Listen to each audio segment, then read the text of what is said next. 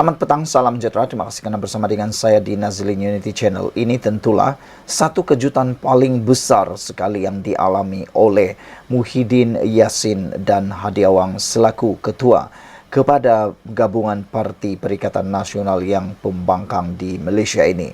Hari ini telah dilaporkan di Malaysia kini bahawa satu lagi kerusi milik Perikatan Nasional kini telah pun hilang.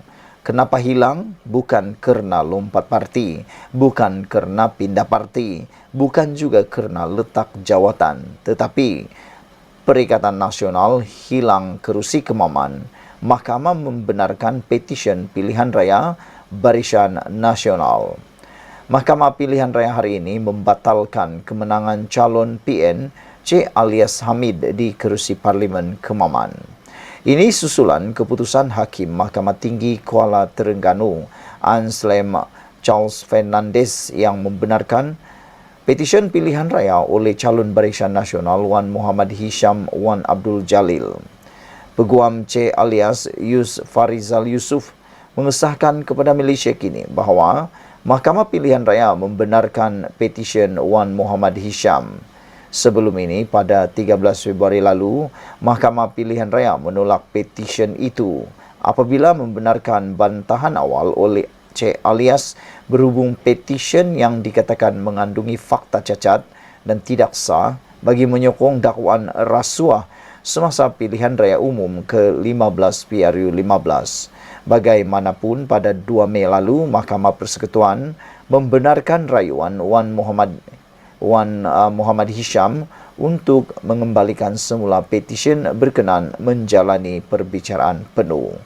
Saudara-saudara sekalian, rupa-rupanya kenapa petisyen ini telah pun difailkan di mahkamah kerana ada dakwaan rasuah berlaku dalam pilihan raya pada waktu PRU 15 itu. Bentuk rasuahnya pula kita tak berapa pasti bagaimana, tetapi dengan ini adakah benar dalam pilihan raya tersebut ada amalan rasuah? Dan kita akan lihat nanti adakah rasuah ini akan tiba-tiba dinormalisasikan pula dengan menyokong perkara tersebut.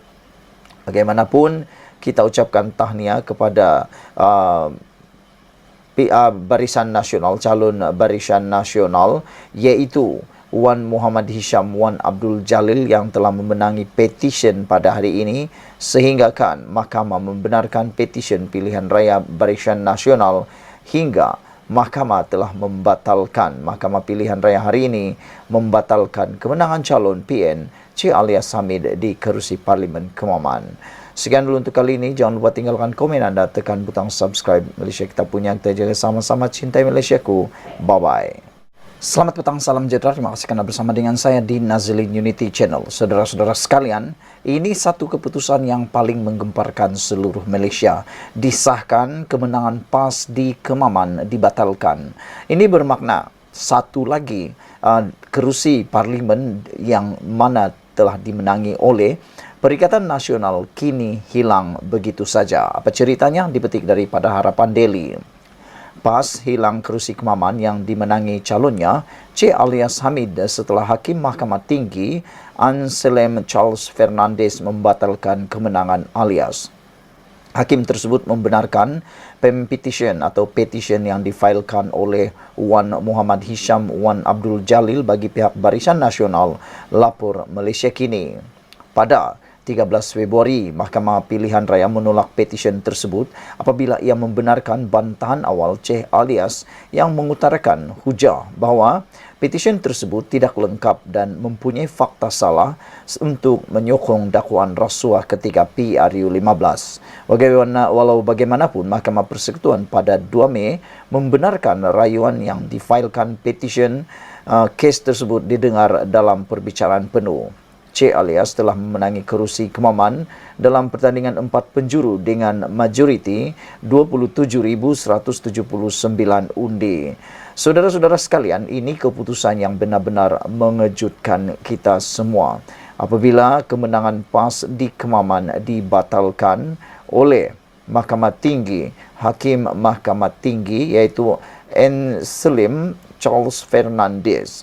Saudara-saudara sekalian, dengan ini petition yang difailkan oleh Wan Muhammad Hisham Wan Abdul Jalil bagi pihak BN telah dibenarkan. Pada 13 Februari yang lepas, Mahkamah Pilihan Raya menolak petition tersebut apabila ia membenarkan bantahan awal Ceh Alias yang mengutarakan hujah bahawa petisyen tersebut tidak lengkap dan mempunyai salah fakta untuk menyokong dakwaan rasuah ketika PRU 15. Walau bagaimanapun, Mahkamah Persekutuan pada 2 Mei membenarkan rayuan yang difailkan petisyen kes tersebut didengar dan di dalam perbicaraan penuh.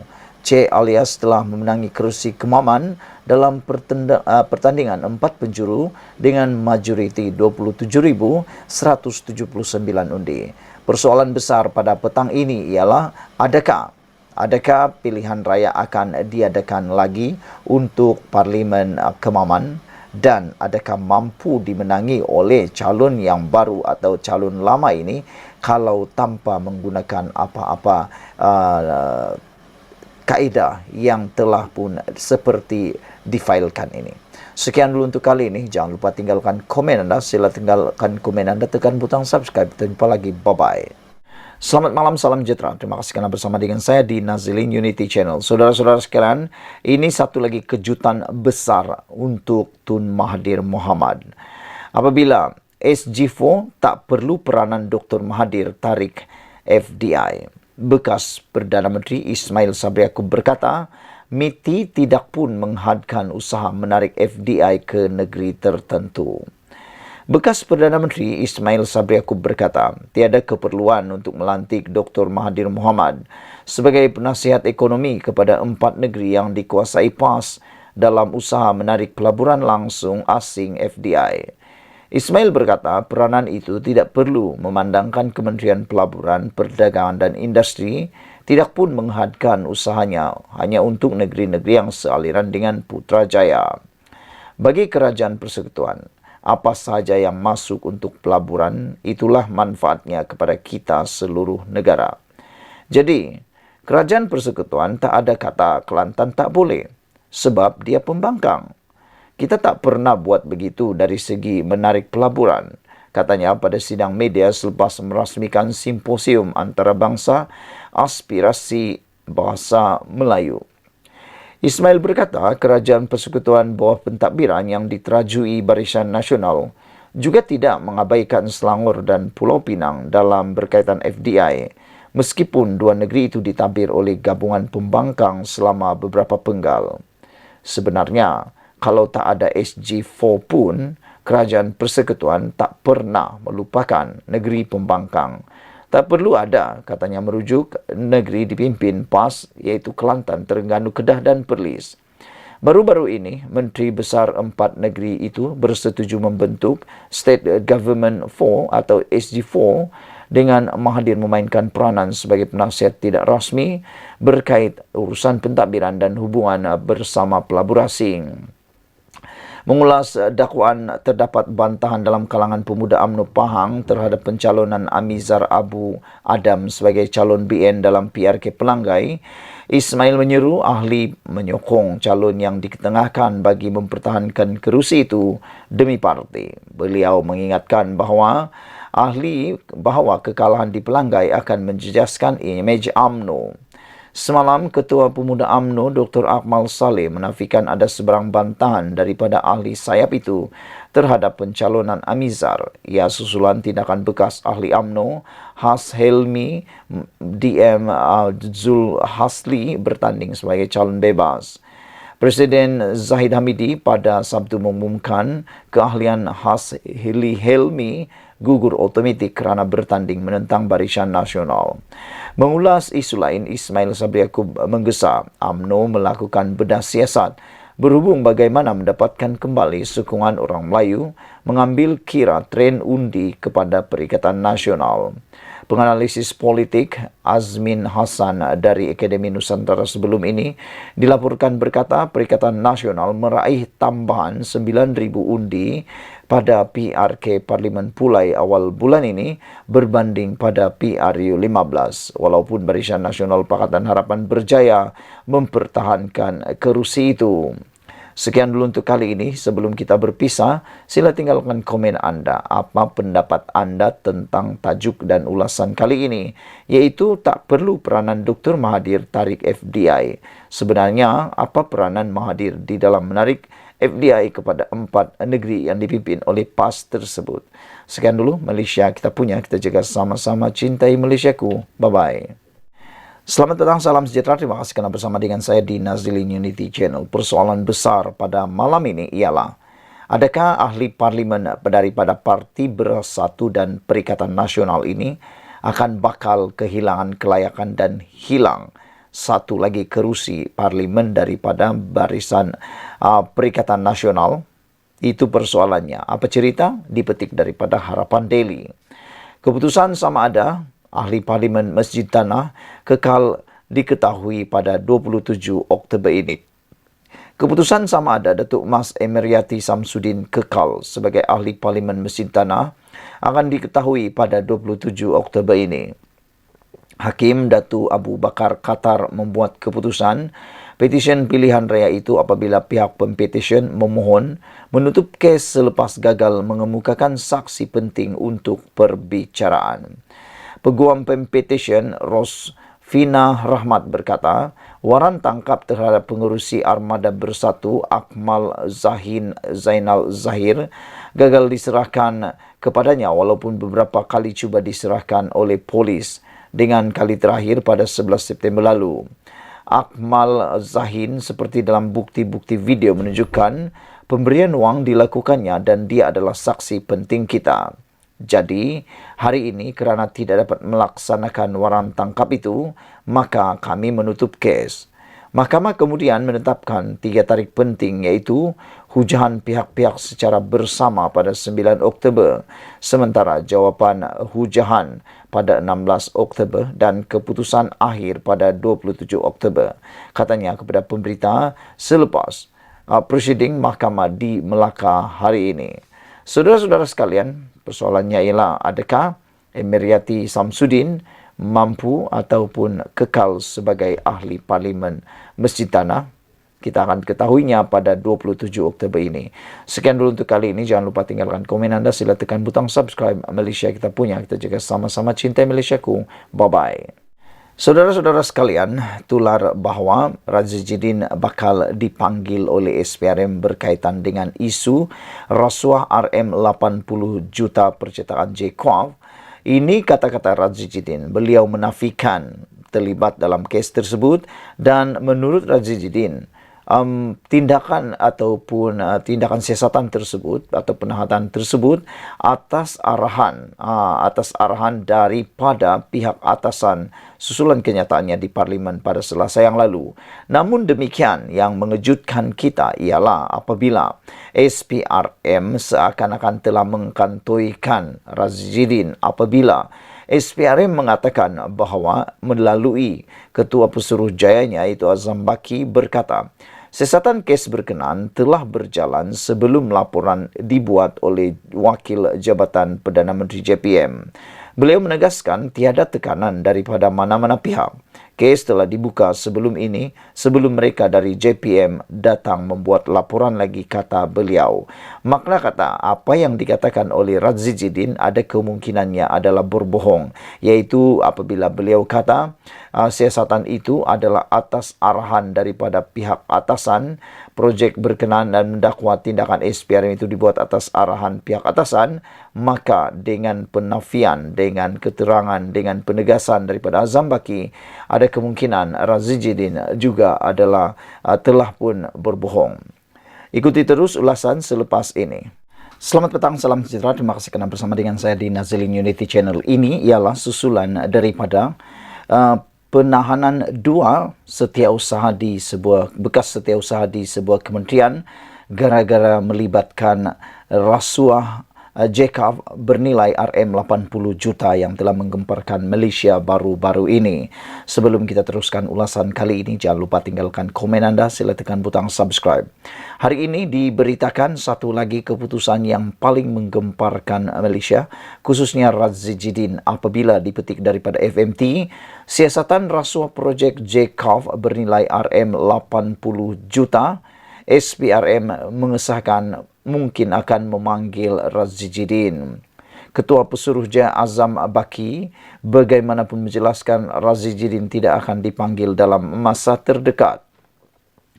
Suruhanjaya Pencegahan Rasuah Malaysia SPRM tidak menolak kemungkinan memanggil ahli Parlimen Putrajaya Razijidin dalam siasatan dakwaan rasuah projek percetakan buku JCAF bernilai RM80 juta ketika beliau menjadi Menteri Kanan Pendidikan.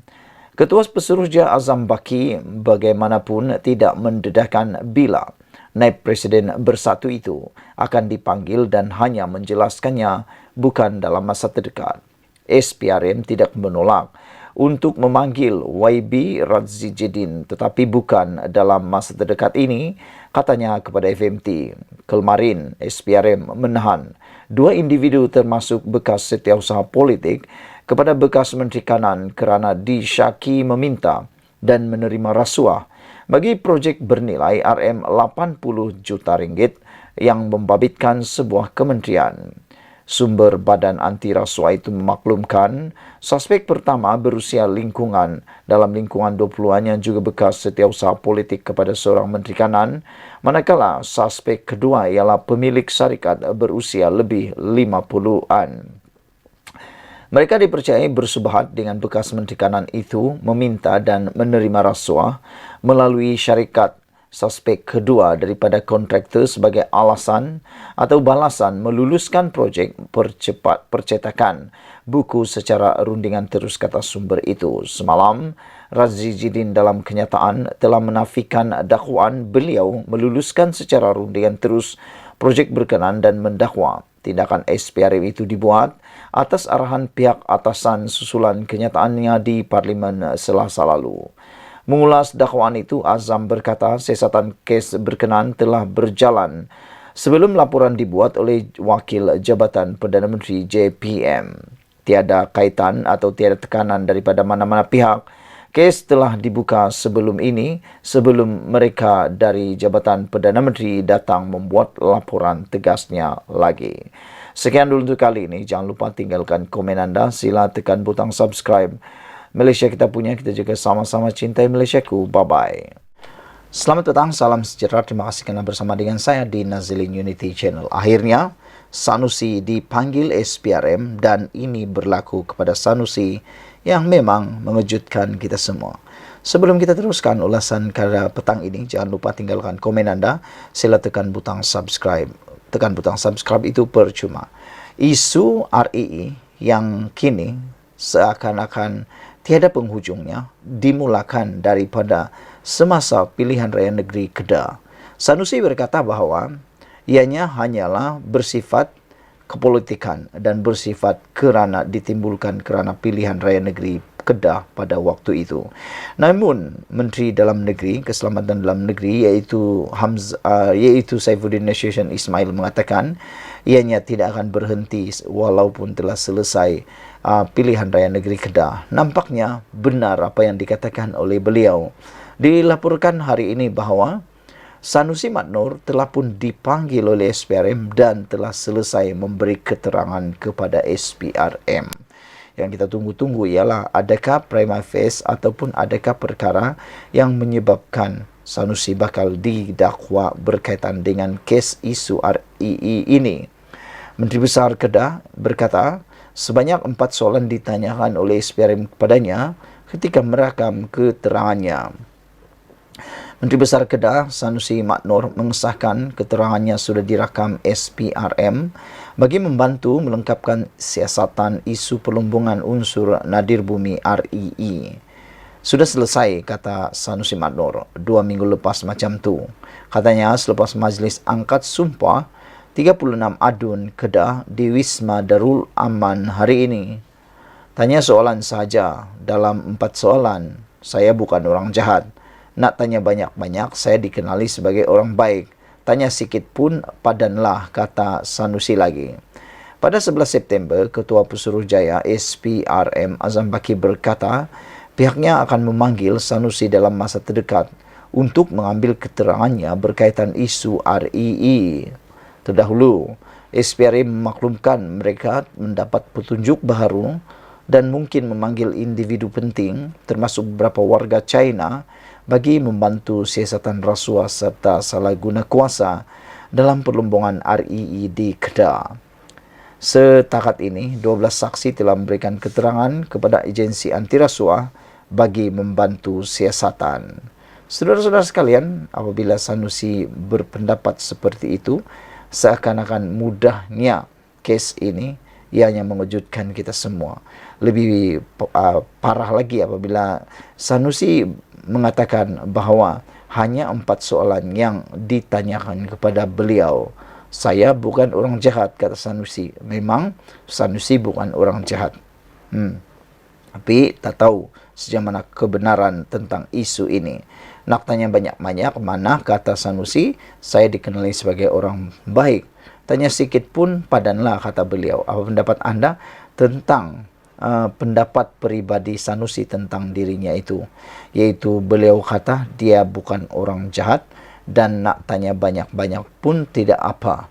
Kerana Sanusi mengangkat dirinya sendiri sebagai orang yang baik dan tidak perlu tanya banyak pun tidak apa dan padanlah, kata Sanusi lagi.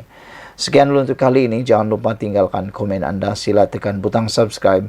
Sebagai netizen Malaysia, kita mengharapkan isu REE ini dapat diselesaikan dengan segera dan dapatlah didakwa orang yang bersalah menyebabkan kerugian kepada negara ini. Sekian dulu Malaysia kita punya. Kita juga sama-sama cintai Malaysiaku. Bye-bye. Selamat petang, salam sejahtera. Terima kasih kerana bersama dengan saya di Nazilin Unity Channel. Rupa-rupanya ini yang berlaku dalam ceramah Perikatan Nasional di Felda Cimomoy apabila ianya kurang sambutan. Sebelum kita teruskan ulasan kali ini, jangan lupa tinggalkan komen anda, sila tekan butang subscribe. Saudara-saudara sekalian, pilihan raya kecil Pelanggai, Perikatan Nasional dilihat gagal menembusi Felda Cimomoy dekat Bentong Pahang apabila ceramah mereka malam tadi kurang mendapat sambutan warga Peneroka ataupun pengundi di kawasan itu. Berdasarkan pemerhatian, banyak kerusi yang disediakan penganjur untuk ceramah itu kosong. Ceramah kempen PRK Dun Pelanggai itu diadakan berhadapan dengan tapak pasar malam Felda Cimomoy. Ceramah itu turut dihadiri Timbalan Presiden PAS Tuan Ibrahim Tuan Man selaku pimpinan utama Perikatan Nasional PN. Selain Tuan Ibrahim, Adun Besara, Andan Surarabu, Adun Pancing Muhammad Tarmizi Yahya dan Ahli Parlimen Temerloh, Salamia Muhammad Nur antara panel pada ceramah itu. Ceramah yang dianjurkan Perikatan Nasional itu berakhir kira-kira jam 11.30 malam. Seperti biasa, pemimpin PAS menggunakan isu kerjasama UMNO dengan Pakatan Harapan PH yang turut ditunjangi DAP sebagai isu untuk menyerang Barisan Nasional. Felda Cimomoy merupakan kawasan kelahiran calon Barisan Nasional Amizar Abu Adam. Difahamkan, Felda Cimomoy merupakan salah satu kubu kuat Barisan Nasional dalam kawasan berkenan. Saudara-saudara sekalian, apabila kita memikirkan tentang sambutan yang begini, ini pula tidak diwar-warkan oleh para walaun, juga para penyokong Perikatan Nasional. Yang ditularkan pula ialah perkara yang tidak benar. Antara yang tidak benar yang sama sekali bohong ialah tentang kononnya Anwar Ibrahim tidak mendapat sambutan dalam ucapannya di UNGA. Namun demikian, rupa-rupanya yang berlaku ialah ketika gambar diambil dan ditularkan itu oleh Sanusi Maknur, itu sebenarnya gambar ketika bukan Anwar Ibrahim yang berucap. Ketika itu ialah giliran Benjamin Netanyahu, iaitu Perdana Menteri Israel. Itu Perdana Menteri Israel, yang mana ketika Benjamin Netanyahu berucap, semua ataupun ramai perwakilan yang keluar Dewan menunjukkan tanda protes mereka. Tetapi selepas itu, ketika giliran Anwar Ibrahim menyampaikan ucapan pula, maka perwakilan yang telah keluar sebentar tadi telah pun mengambil kesempatan untuk kembali masuk semula ke dalam Dewan dan mula memenuhi kawasan Dewan selepas Netanyahu berucap. Jadi ketika Anwar Ibrahim yang menyampaikan ucapan, Anwar Ibrahim mendapat 9 kali tepukan gemuruh. Jadi, di mana celah yang kononnya Anwar Ibrahim tak mendapat sambutan? Sedangkan beliau salah seorang yang mengatakan, iaitu presiden kepada sebuah negara, mengakui bahawa dia bersyukur kerana selepas Anwar berucap, bukan dia yang berucap, kerana dia kata kalaulah itu yang berlaku, dia akan dapat ditutupi oleh kehebatan Datuk Seri Anwar Ibrahim. Saudara-saudara, sekian dulu untuk kali ini. Siapa yang menang di ceramah atau menang di Parlimen PRK Pelanggai, itu terpulang kepada anda. Undilah mengikut keputusan masing-masing. Sekian dulu untuk kali ini. Jangan lupa tinggalkan komen anda, tekan butang subscribe. Kita jumpa lagi. Bye-bye. Selamat petang, salam sejahtera. Terima kasih kerana bersama dengan saya di Nazilin Unity Channel. Kali ini benar-benar Sanusi kantoi sekantoi-kantoinya.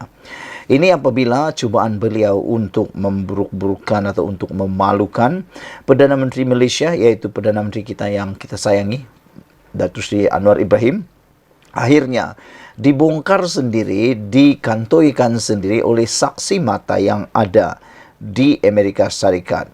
Beliau, iaitu Puat Zarkasi, sendiri berada dalam kalangan delegasi dari Malaysia untuk berada di Amerika Syarikat tersebut. Tetapi yang menghairankan, Sanusi yang tak hadir di tempat itu pula banyak tahu dan pula seakan-akan berada di sana. Apabila di dalam tulisan terkini beliau seakan-akan cuba memalukan Anwar Ibrahim dengan mengatakan seolah-olah Perdana Menteri kita tidak mendapat sambutan di sana. Namun, orang yang berada di Amerika Syarikat bersama Perdana Menteri Anwar Ibrahim, orang itu yang saksi hidup yang ada di sana mengalaminya sendiri pula menafikan perkara tersebut. Puan Zarkasi, ahli Majlis Kerja Tertinggi UMNO, menyatakan beliau menyelar Menteri Besar Kedah, Datuk Seri Muhammad Sanusi Mat Noor sebagai pemimpin pembohong nombor 1. Ia berikutan kenyataan Sanusi yang mendakwa Datuk Seri Anwar Ibrahim gagal mendapat perhatian pemimpin dunia ketika menghadiri Perhimpunan Agung Pertubuhan Bangsa-Bangsa Bersatu UNGA ke-78 di New York. Puan berkata, beliau menyaksikan sendiri bahawa Anwar mendapat 9 kali tepukan gemuruh ketika sedang berucap dan mendapat perhatian pemimpin-pemimpin dunia yang menghadiri perhimpunan berkenaan. Perdana Menteri yang ke-10, iaitu Anwar Ibrahim, diberi 9 kali tepukan gemuruh dalam masa ucapan 15 minit itu. Mukadimah sahaja dapat tepukan gemuruh bila Perdana Menteri ke-10 menyentuh perang Rusia-Ukraine yang beri kesan buruk kepada global, kata Puan Zarkasi. Ketika Presiden Iran berucap, dia mengangkat Al-Quran, tetapi tidak ada siapa yang tepuk tangan. Ucapan Presiden Amerika juga tiada sambutan dari perwakilan. Perdana Menteri New Zealand beritahu dia rasa lega kerana orang ketiga berucap selepas Anwar. Dia rasa tenggelam jika berucap lepas Anwar, kata Puan dalam hantaran di Facebook. Sebelum itu, Sanusi mendakwa situasi Dewan yang lengang ketika Anwar berucap menyampaikan kenyataan negara minggu lalu cukup memalukan. Sanusi mendakwa para perwakilan tidak mengikuti ucapan Anwar kerana dunia antarabangsa sudah mengetahui Anwar seorang pembohong. Kenapa tak ada orang? Sebab orang luar pun tahu dia kuat membohong. Daripada dengar, lebih baik keluar. Sebagai rakyat Malaysia, kita patut malu kerana ketika berucap di UNGA, orang tak mahu dengar, kata Sanusi. Terdahulu dilaporkan giliran Anwar adalah selepas Perdana Menteri Israel Benjamin Netanyahu, di mana ketika Netanyahu berucap, para perwakilan kebanyakannya keluar Dewan sebagai tanda protes. Bagaimanapun, mereka kemudian mula memenuhi Dewan ketika giliran Anwar untuk berucap. Sementara itu, Puan dalam hantarannya turut berkongsi beberapa keping gambar suasana Dewan ketika Anwar sedang menyampaikan kenyataan negara sekaligus menepis dakwaan Sanusi bahawa para perwakilan keluar ketika Anwar berucap, "Astagfirullah, itu kata hati nurani saya bila mendengar komen Sanusi mengenai ucapan Anwar Ibrahim di UNGA ke-78 di New York. Ternyata Sanusi kaki fitnah, apatah lagi guna gambar-gambar tanpa usul periksa. Saya rakam banyak foto yang saya lampirkan. Sanusi Menteri Besar. Oleh kerana saya saksi hidup, maka dia wajar digelar pemimpin pembohong nombor 1 Malaysia," ujar beliau lagi. Saudara-saudara sekalian, itu rupa-rupanya cerita sebenar, iaitu sebelum Anwar Ibrahim berucap, yang berucap pada waktu itu ialah Benjamin Netanyahu, Perdana Menteri Israel, yang mana ketika beliau berucap, kebanyakan delegasi perwakilan keluar dewan sebagai tanda protes. Apabila Anwar Ibrahim menggantikan giliran berucap Benjamin Netanyahu, barulah orang-orang yang ada di luar dewan mula memenuhi dewan ketika Anwar Ibrahim berucap untuk giliran beliau. Yang itu tak pula didedahkan oleh Sanusi. Jadi minta maaflah Menteri Besar Kedah kerana perkara ini telah pun terkantoi. Sekian dulu untuk kali ini. Jangan lupa tinggalkan komen anda. Sila tekan butang subscribe. Malaysia kita punya. Kita juga sama-sama cintai Malaysiaku. Bye-bye. Selamat petang, salam sejahtera. Terima kasih kerana bersama dengan saya di Nazlin Unity Channel. Saudara-saudara sekalian, ini satu perkara yang paling mengejutkan sekali untuk hari ini. Dipetik daripada Sabudin.com dengan bertajuk Sanusi Maharaja Fitnah. Wah, ini satu tajuk yang memang panas, yang saya tak pernah fikir berani untuk ditulis oleh seseorang. Apa yang dikatakan di sini merujuk kepada Sanusi Maknur, Menteri ataupun Ketua Menteri Besar Kedah, yang mana beliau digelar sebagai Maharaja Fitnah. Siapa yang menggelarkannya? Dr. Puan Zarkasi. Sebelum kita teruskan ulasan kali ini, apa pendapat anda dengan tulisan dan juga pendapat Dr. Puan Zarkasi yang menyelar, yang mendakwa, yang mengecup Sanusi sebagai Maharaja Fitnah? Astagfirullah, itu kata hati nurani saya bila mendengar komen Sanusi mengenai ucapan Anwar Ibrahim di UNGA ke-78 di New York. Saya hadir di UNGA tersebut. Saya saksi hidup, kata Dr. Puan Zarkasi. Saya di dalam Dewan Persidangan Utama PBB. Saya duduk, kata beliau, saya duduk bersama dengan beliau. Saya hadir dan saya saksi hidup. Saya di dalam Dewan Persidangan Utama PBB. Saya duduk di kerusi VIP bersama Datuk Nazri Aziz dan Datuk Syahkar, kata beliau lagi. Bahkan saya hadir 3 hari berturut-turut selama, iaitu Selasa, Kamis, mendengar ucapan ketua-ketua negara lain sebelum Perdana Menteri ke-10 berucap pada hari Jumaat. Perdana Menteri ke-10 diberi 9 kali tepukan gemuruh dalam ucapan 15 minit itu. Mukadimah sahaja dapat tepukan gemuruh bila Perdana Menteri ke-10 sentuh perang Rusia-Ukraine yang beri kesan buruk kepada global. Ketika Presiden Iran berucap, dia mengangkat Al-Quran tetapi tidak ada siapa yang sanggup atau yang tepuk tangan. Ucapan Presiden Amerika juga tiada sambutan dari perwakilan. Perdana Menteri New Zealand beritahu dia rasa lega kerana orang ketiga berucap selepas Anwar Ibrahim. Dia rasa tenggelam jika berucap lepas Anwar. Dalam 15 minit itu, Perdana Menteri ke-10 sentuh isu perang Rusia-Ukraine, Palestin, Myanmar, Islamofobia, low carbon dan renewable energy, roadmap oleh Malaysia dan rasisme bentuk baru. Ternyata, Sanusi kaki fitnah, apatah lagi guna gambar-gambar tanpa usul periksa. Saya rakam banyak foto yang saya lampirkan. Sanusi Menteri Besar. Oleh kerana saya saksi hidup, maka dia wajar digelar pemimpin pembohong nombor 1 Malaysia. Ditulis oleh Dr. Puan Zarkasi, Speaker Dun Johor. Sekian dulu untuk kali ini. Jangan lupa tinggalkan komen anda. Sila tekan butang subscribe. Malaysia kita punya, kita juga sama-sama cintai Malaysiaku. Bye-bye.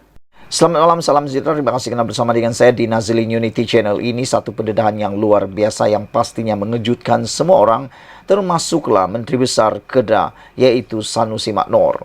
Ini apabila Menteri Keselamatan Dalam Negeri yang selama ini ada pertikaian kontroversi, pertikaian besar dengan Sanusi Maknor yang pada waktu itu ialah pilihan raya negeri membabitkan Dewan Undangan Negeri Kedah yang telah pun membongkar, Saifuddin Nasution telah membongkar isu pencurian, kehilangan bahkan pencerobohan di hutan Sik, hutan Enggang Sik Kedah, yang mana pengeluaran secara haram nadir bumi. Hari ini Saifuddin mendedahkan bahawa lagi ramai akan didakwa ceroboh hutan simpan Sik. Wah, ini memang pasti menggemparkan sekali lagi Malaysia.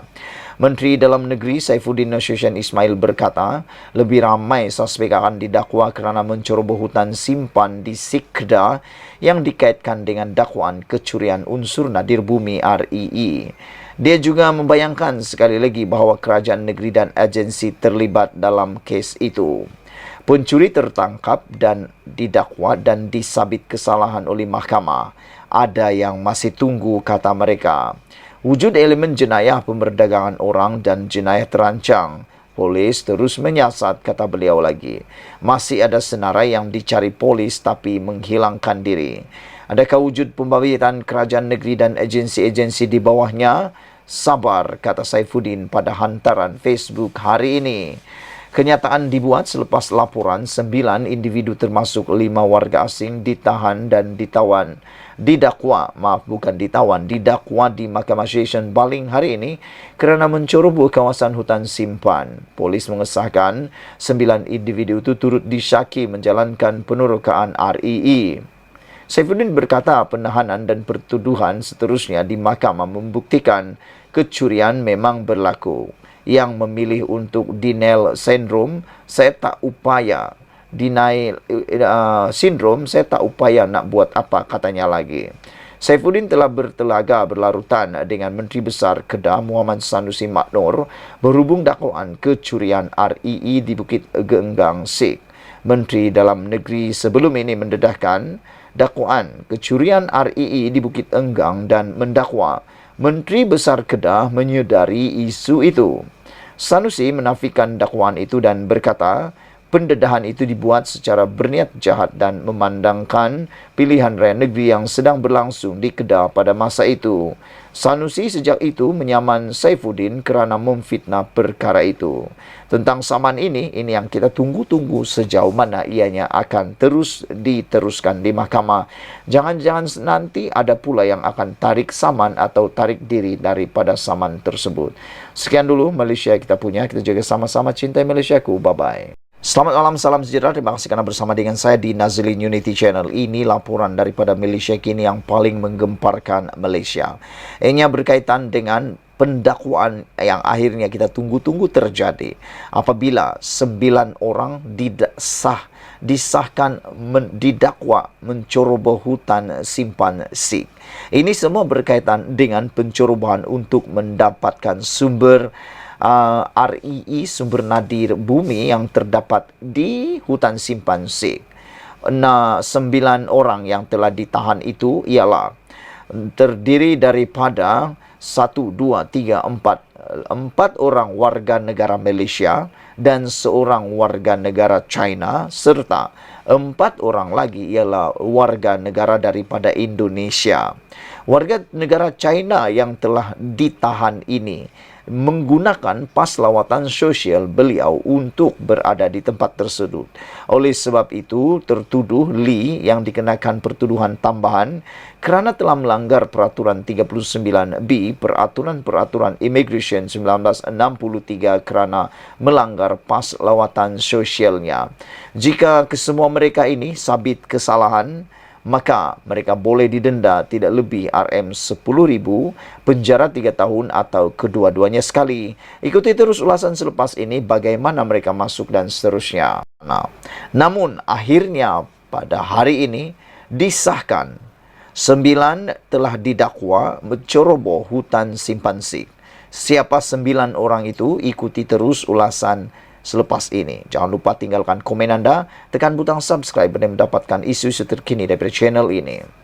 9 individu didakwa kerana menceroboh hutan simpan rimba Teloi di Sik Kedah.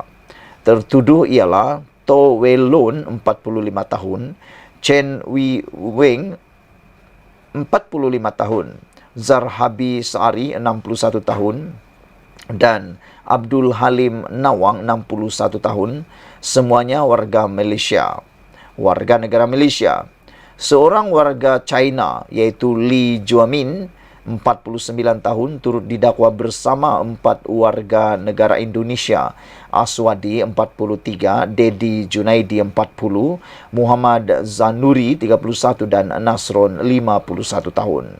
Esro Awani melaporkan mereka didakwa mengikut Seksyen 47 dalam kurungan 1 Akta Perhutanan Negara 1984 kerana memasuki hutan simpan tanpa permit. Jika sabit kesalahan, mereka boleh didenda tidak lebih RM10,000, penjara 3 tahun atau kedua-duanya sekali. Tertuduh mengaku tidak bersalah di hadapan Hakim Mahkamah Session Baling, Najwa Cemat. Tertuduh dibebaskan dengan ikat jamin kecuali Dedi Junaidi, Muhammad Zanuri dan Nasron. Lee dikenakan pertuduhan tambahan kerana melanggar Peraturan 39 dalam kurungan B Peraturan Immigration 1963 kerana melanggar pas lawatan sosialnya. Dia dituduh mengambil dan melakukan ujian ke atas sampel tanah yang diambil dari hutan. Sementara itu, bernama melaporkan polis menahan 9 lelaki tempatan dan warga asing yang cuba meneroka unsur nadir bumi REE di kawasan Kompartmen 35 Hutan Simpan Rimba Teloi, Sik pada 14 September lepas. Ketua Polis Kedah, Datuk Fishul Saleh berkata kesemua yang berusia antara 30 hingga 60-an itu telah didakwa di bawah Seksyen 47 dalam kurungan 1 Akta Perhutanan Negara 1984 kerana memasuki hutan simpan tanpa permit serta Seksyen 55B, Seksyen 39B, Seksyen 6 dalam kurungan 1C dan Seksyen 15 dalam kurungan 1C Akta Immigration 1959-63 bagi beberapa kesalahan immigration di Mahkamah Baling hari ini. Pada 14 September, polis bersama pasukan dari Jabatan Perhutanan Negeri Kedah telah menjalankan ops bersepadu di sekitar kawasan hutan simpan di Sik dan telah menahan 3 kenderaan di kawasan Kompartmen 35. Turut ditahan 4 lelaki tempatan, 4 lelaki warga Indonesia dan seorang lelaki warga China yang berada di situ. Siasatan awal mendapati mereka sedang mencari lokasi untuk penerokaan REE, katanya pada sidang media di Ibu Pejabat Polis Kontijen Kedah di Alosta hari ini. Beliau berkata kesemua lelaki itu gagal mengemukakan sebarang surat kebenaran untuk meneroka sumber REE di kawasan berkenaan selain tidak mempunyai surat kebenaran untuk memasuki hutan simpan Rimba Teloi. 5 warga asing ini masuk ke negara menggunakan pas kerja. Bagaimanapun pas kerja berkenaan bukan untuk bekerja di Kedah. Jadi mereka telah menyalahgunakan pas berkenaan. Kita percaya mereka telah masuk kawasan berkenaan sejak 4 bulan lepas untuk mencari REE. Kerja-kerja yang dilakukan masih di peringkat awal dan ia tidak ada kena-mengena dengan REE di hutan simpan Bukit Enggang Sik, katanya lagi. Dalam perkembangan lain, Fisul berkata polis menahan seorang lelaki tempatan bersama 8 individu warga Myanmar di Changlun pada Rabu lepas, sekaligus berjaya menumpaskan satu aktiviti penyeludupan migran. Sepasukan polis dari bahagian siasatan jenayah Ibu Pejabat Daerah Polis Daerah Kubang Pasu dan Belai Polis ICQS, Kompleks Immigration, Kastam, Kuarantin Keselamatan Bukit Kayu Hitam telah menahan sebuah kereta jenis Pro 2 Azia di Taman Hosba Changlun pada 5 petang. Semakan mendapati seorang lelaki tempatan dipercayai tekong berada di dalam kenderaan berkenaan bersama 3 wanita, seorang lelaki dan seorang kanak-kanak lelaki warga Myanmar. Kesemuanya berusia antara 5 hingga 37 tahun yang tidak mempunyai sebarang dokumen perjalanan yang sah. Sekian dulu untuk kali ini. Jangan lupa tinggalkan komen anda. Sila tekan butang subscribe. Malaysia kita punya. Kita juga sama-sama cintai Malaysiaku. Bye-bye.